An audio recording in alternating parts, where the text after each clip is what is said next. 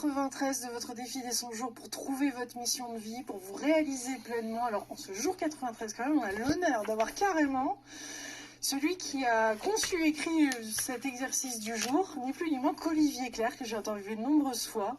On a d'ailleurs fait une interview sur son dernier livre, Lettre à ma prochaine incarnation, que vous pouvez aussi retrouver sur YouTube facilement, qui est beaucoup plus longue que cette vidéo, qui est particulièrement sur une des lettres, puisque ça tombait quand même complètement. Quand je t'ai proposé, parce que je t'ai proposé clairement à un moment, je dis mais Olivier Clerc, bien sûr, quand j'ai reçu ton livre, je me suis dit à tous les coups, il a un super exercice à nous faire pour trouver notre mission de vie. Il a dit mais oui, il y a une des lettres.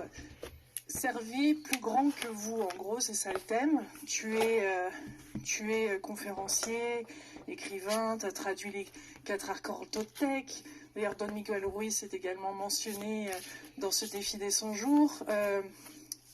Et là, donc, servir plus grand que soi, hein, c'est carrément ça, la mission de vie. Quand on est dans sa mission de vie, on est porté. Oui, et puis cette idée de servir, quelque chose qui m'est très cher, que j'ai découvert un peu, je dirais, aux États-Unis. Je trouve que c'est un pays qui a une notion du service qui est beaucoup plus développée qu'on l'a ici. Et puis je me suis rendu compte à un moment que dans cette volonté de servir, il y avait tout qui était inclus. C'est-à-dire souvent on se dit mais qu'est-ce que je fous sur cette terre? C'est quoi ma mission de vie? Qu'est-ce qu'il faut que je fasse? Et puis on se prend la tête, on se pose 36 questions et ma conviction profonde est basée aujourd'hui sur un recul de plus de 35 ans, c'est de dire, à partir du moment où on se dit, mais je vis dans un monde incroyable, ce monde est un organisme vivant avec les plantes, les minéraux, les animaux, les êtres humains, tout le monde invisible. Ce monde est bourré de sens, il a une cohésion, il a une finalité, il y a quelque chose, une grande aventure qui se passe. Et si je décidais de me mettre au service de ce monde-là, et si au-delà de ce que je suis capable de comprendre, parce que, bon, on a des jolies capacités intellectuelles, d'accord, mais la vie est tellement plus grande que nous, et si sans même comprendre le pourquoi du comment, je disais, j'ai juste envie d'apporter ma pierre au temple, j'ai juste envie de participer à ça. Moi, l'image que j'ai, mais ça c'est un peu mon éducation qui m'amène ça, j'imaginais le chantier d'une cathédrale au Moyen-Âge, tu vois, où tu imagines le nombre de corps de métier, les tailleurs de pierre, les artisans qui travaillent le bois, enfin tout ça. Et de dire, j'ai envie d'être un ouvrier sur ce chantier-là. J'ai envie de servir ce projet complètement délirant que suit l'humanité depuis des milliers d'années, qui est d'évoluer, qui est de réaliser progressivement ce potentiel gigantesque de l'âme humaine qu'on a vu certains hommes, certaines femmes pleinement réaliser au fil des siècles. Et quand tu poses une intention comme ça, de dire, j'ai envie de servir la vie, j'ai envie de servir plus grand que moi. Peut-être que pour certaines personnes, ça sera j'ai envie de servir le divin, le sacré. Chacun met la formulation qu'il veut. Mais quand tu poses cette intention-là, ce qui se passe, c'est que tous les moyens qu'il faut, tout ce dont tu as besoin pour pouvoir servir vont t'être donnés. Il faut que tu fasses telle rencontre, tu vas rencontrer cette personne, tu ne sais même pas comment. Tu as besoin de suivre telle formation, tu as besoin d'avoir lu tel livre, tu as besoin d'être allé dans tel pays, tu as besoin de tant de moyens financiers. Tout te sera donné, comme dit l'antique formulation biblique, par surcroît, tu vois.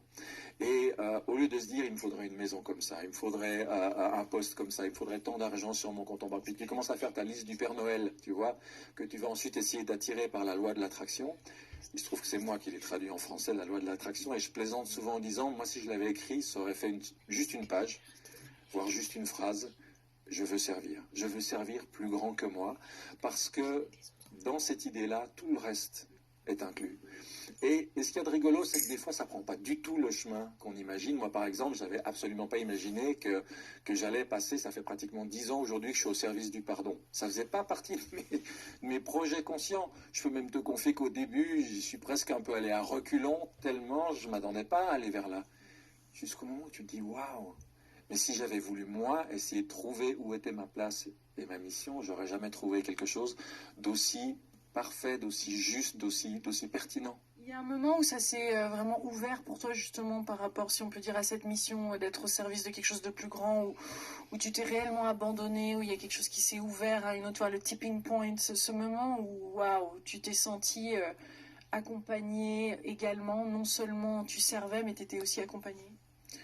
Le tipping point pour moi, c'est le moment où je lis, à l'époque c'était dans un ouvrage d'Omram Mikhail Ivanov, et à un moment il a cette phrase à la fin d'une conférence, il dit « Je cherche des ouvriers pour réaliser le royaume de Dieu et sa justice ».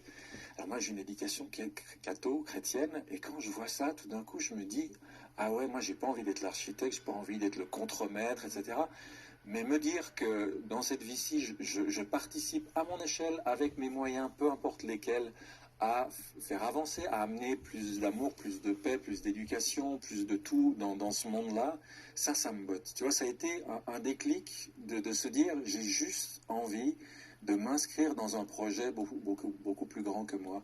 Et même aujourd'hui, par exemple, dans le pardon, je m'estime simplement au service de ça. Je dis souvent, j'ai une image, je dis que je suis un surfeur de la vie.